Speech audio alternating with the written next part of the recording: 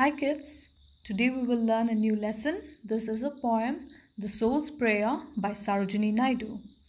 Now, Sarojini Naidu was an Indian political activist and poet, a proponent of civil rights, women's emancipation, and anti-imperialistic ideas. She was an important figure in India's struggle for independence from colonial rule. She was also known as the Nightingale of India because of her contribution to poetry. Her works are rich in imagery and cover a variety of themes like love, death, and separation. This poem, The Soul's Prayer, is the poet's imaginary conversation with God. This poem is a 28-line poem divided into 7 quadrants. The rhyming scheme for each quadrant is AB, AB. The theme of this poem is life and death. The first stanza. In childhood's pride I said to thee, O thou who madest me of thy breath, speak, Master, and reveal to me thine inmost laws of life and death. In the first stanza, the poet calls herself the innocent child of God, and she feels pride to take birth from his breath, and she prays to be blessed with the power of tolerance like her master. And she asks God to reveal to her the laws of life and death. Next stanza. Give me to drink each joy and pain which thine eternal hand can meet, for my insatiate soul can drain earth's utmost bitter, utmost sweet. In the second stanza, the poet asks God to give her joy and pain as she wanted to have bitter and sweet experiences. She asks God to distribute both the experiences of joy and pain into her life equally. This is because her insatiate soul, meaning her unsatisfied soul, wants to experience earth's utmost bitter and utmost sweet experiences. Third stanza.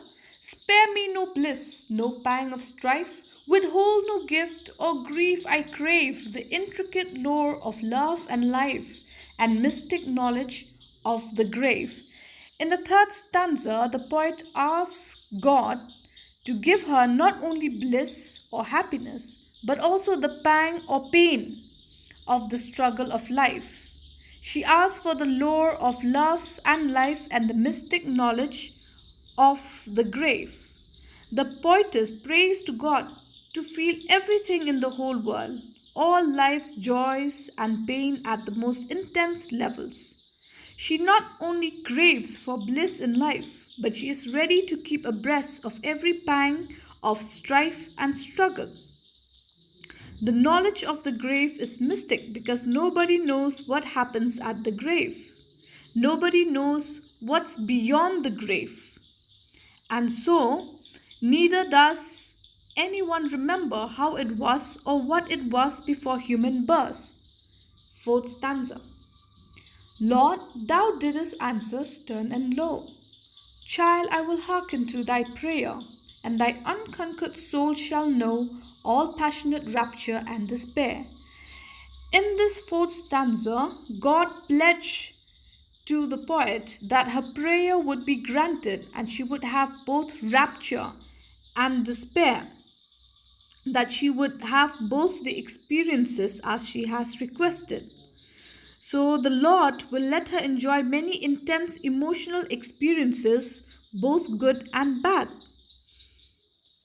Next stanza. Thou shalt drink deep of joy and fame, and love shall burn thee like a fire, and pain shall cleanse thee like a flame to purge the dross from thy desire. In the fifth stanza, God promises to the poet that he would provide everything for what she prays for. She is innocent. She does not know what she is asking or pleading. She blindly prays for having the experiences of both good and bad. God informs her that after having experience of all the love, joys, and highs and lows of life, her soul would not be satisfied, but it will yearn to be released from the blind prayer And then, tired and forgiven, her soul will beg to learn about peace instead of intensity. It will want to know how to leave the fire and flame behind, the burning and cleansing, and simply experience quiet, underrated peace. Next stanza. So shall thy chastened spirit yearn to seek from its blind prayer release, and spend and pardon sue to learn the simple secrets of my peace. No one actually needed to learn through pain, and there was never anything to fear. Mystic mystery is a simple secret, nothing more. It's God's peace. At last, the poet finds solace in the knowledge that life and death are merely the two faces of God, His light and His shadow. The last stanza. I, bending from my sevenfold height, will teach thee of my quickening grace. Life is a prism of my light, and death the shadow of my face. Thus, the poem concludes with a belief that life and death are interlinked between one another, reflecting each other. So, shadow and light are just like birth and death, like night and day, like inhaling and exhaling.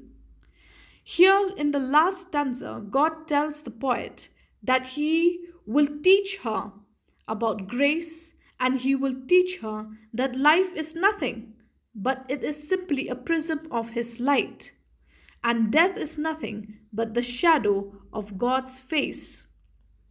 Similarly, joy and pain are also interlinked within being. The answers received by the soul from the divine force reveal the nature of suffering, love, and pain with mystic vision. Through the prayer, the poetess wants to share the sorrows of all persons in order to achieve satisfaction, which makes her soul pure and chaste, and she can easily learn the mystery of life and death as well as the supreme knowledge of the grave. So, here, lastly, all aspects, joy and pain, exist in God as one aspect. When a man is born, the one acquires different qualities as white light is dispersed into different colors while passing through a prism.